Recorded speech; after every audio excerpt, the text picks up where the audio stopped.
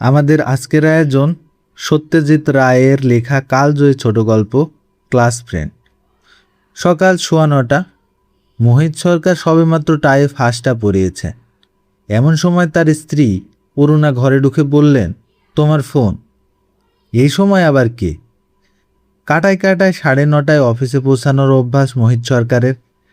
ঠিক বেরোনোর মুখে ফোন এসেছে শুনে স্বভাবতই তার কপালে ভাঁজ পড়ল। অরুণা দেবী বললেন, বলছে তোমার সঙ্গে স্কুলে পড়তো। স্কুলে? বোঝো, নাম বলেছে? বলল জয় বললেই বুঝবে। 30 বছর আগে স্কুল ছেড়েছেন মোহিত সরকার। ক্লাসে ছিল জনা 40 ছেলে।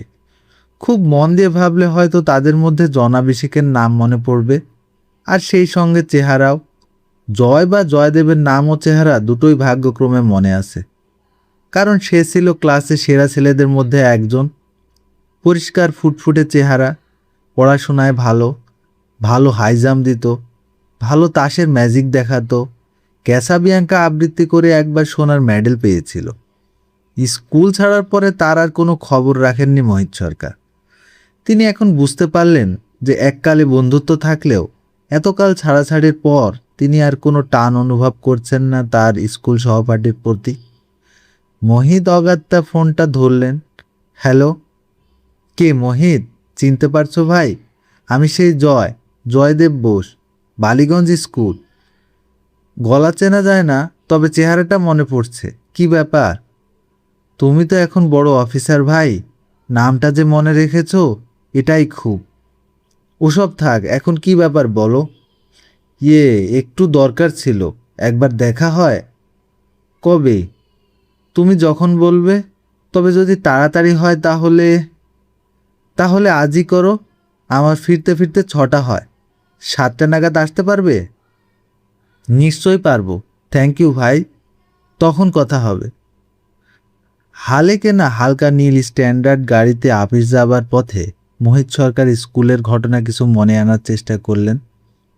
হেডমাস্টার গিরিনসুরের ঘোলাটে চাহনি আর গুরুগম্ভীর মেজাজ সত্ত্বেও স্কুলের দিনগুলি ভারী আনন্দের ছিল। মোহিত নিজেও ভালো ছাত্র ছিলেন।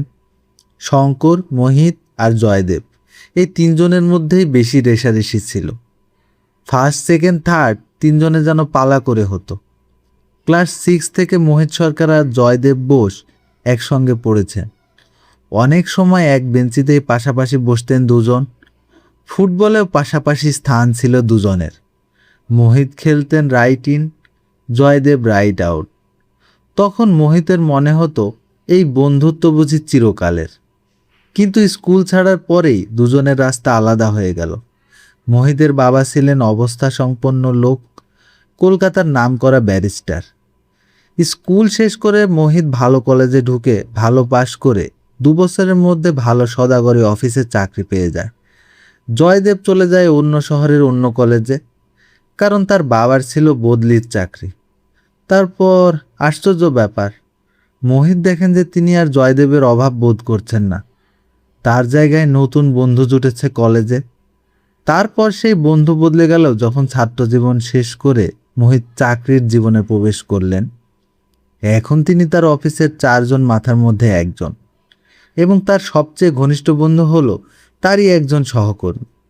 স্কুলের সহপাঠীদের মধ্যে একমাত্র প্রজ্ঞান সেনগুপ্তের সঙ্গে মাঝে মাঝে ক্লাবে দেখা হয়। সেও ভালো অফিসে কাজ করে।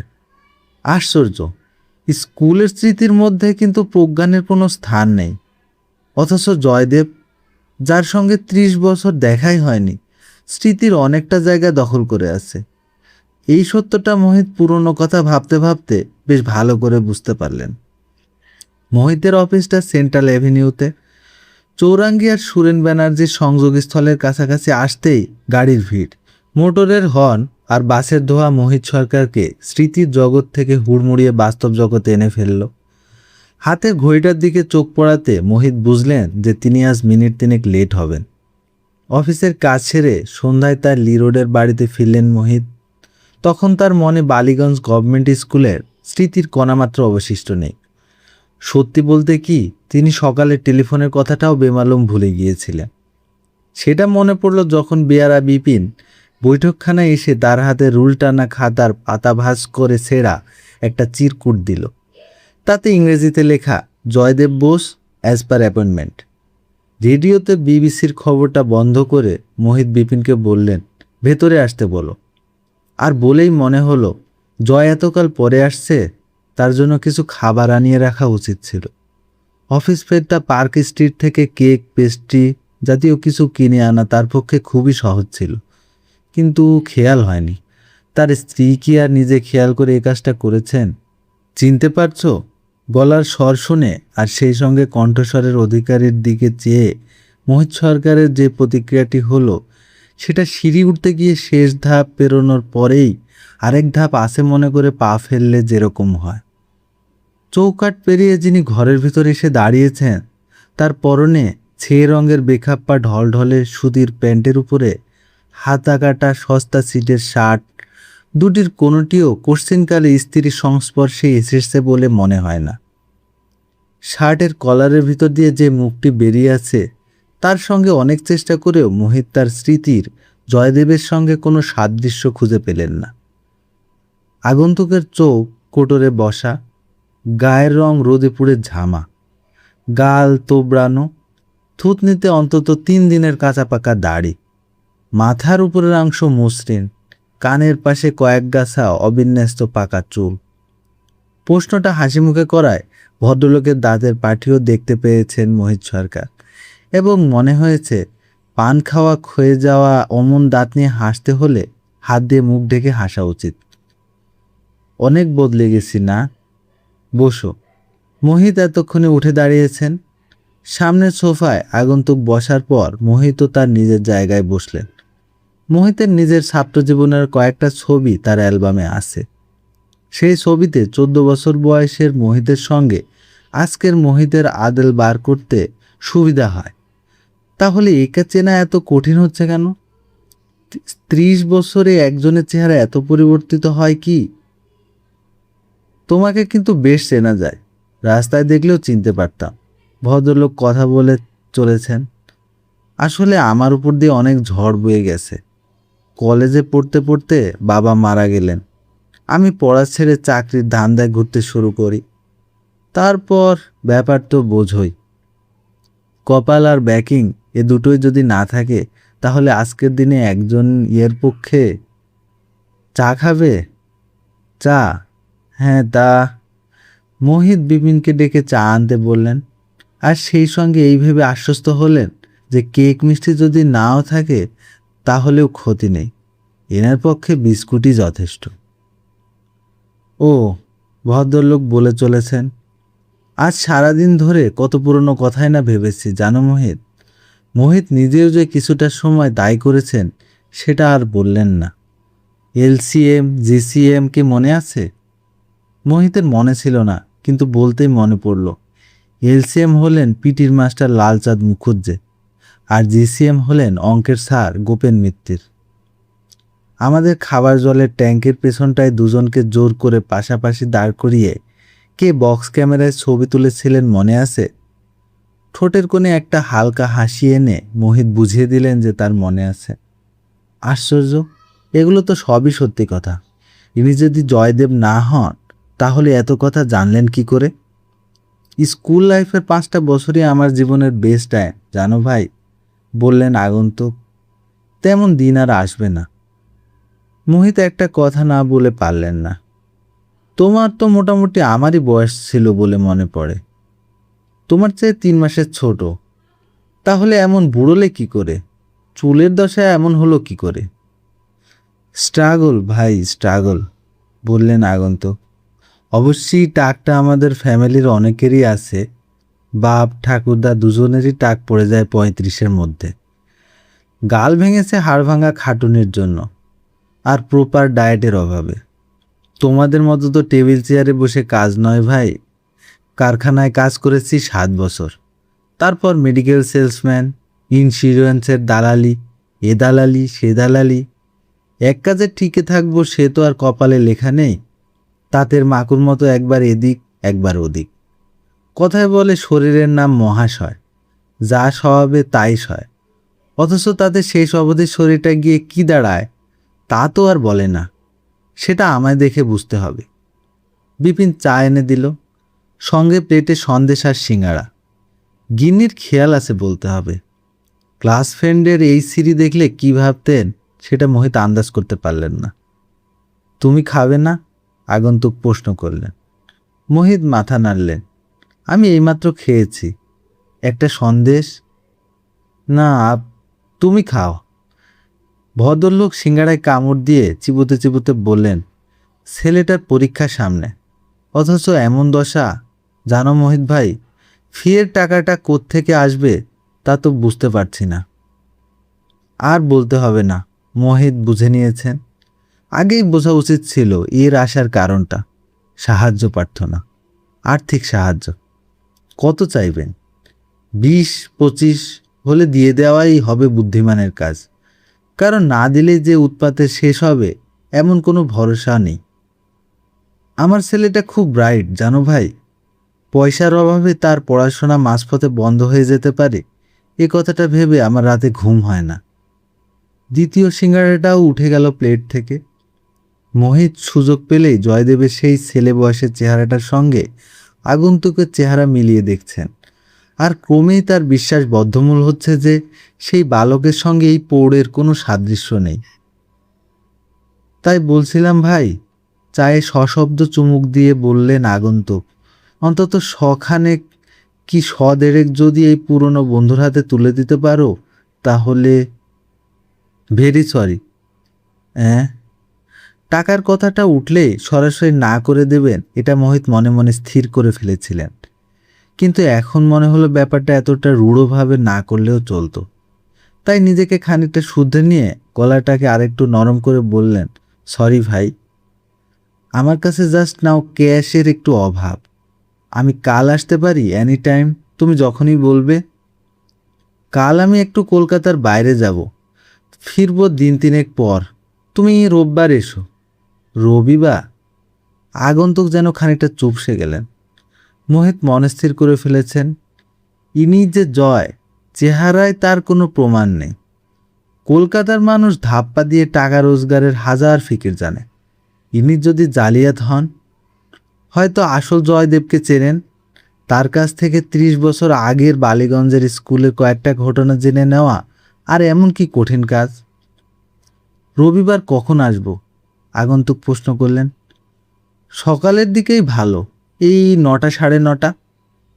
শুক্রবার ঈদের ছুটি। মোহিতের আগে থেকে ঠিক আছে রায়পুরে এক বন্ধুর বাগান বাড়িতে সস্ত্রীক গিয়ে উইকেন্ড কাটিয়ে আসবেন। 2 দিন থেকে রবিবার রাত্রে ফেরা, সুতরাং ভদ্রলোক সকালে এলে তাকে পাবেন না।